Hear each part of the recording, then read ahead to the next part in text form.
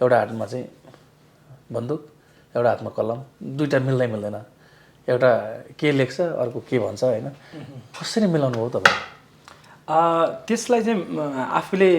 मिलाउन सक्ने अथवा म्यानेज गर्न सक्यो भने सकिन्छ नि जुन कुरामा पनि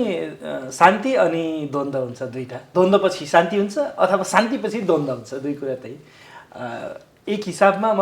अफिसमा जाँदा अथवा अफिसियली काम गर्दाखेरि मसँग त्यो बन्दुक भनौँ न यो बन्दुक त्यो रूपमा हो किनकि बन्दुकै भन्छन् बन्दुकी नै भन्छन् बन्दुकी नै भन्छन् मान्छेले हैन तर त्यो हाम्रो आइडेन्टिटी खासै भन्दाखेरि बन्दुक चाहिँ होइन तर पनि पेसाले चाहिँ बन्दुक चाहिँ बोक्छ बोकेको पनि हुन्छ र कलम चाहिँ त्यो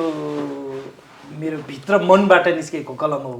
बाहिर मेरो पहिरन चाहिँ बन्दुक हो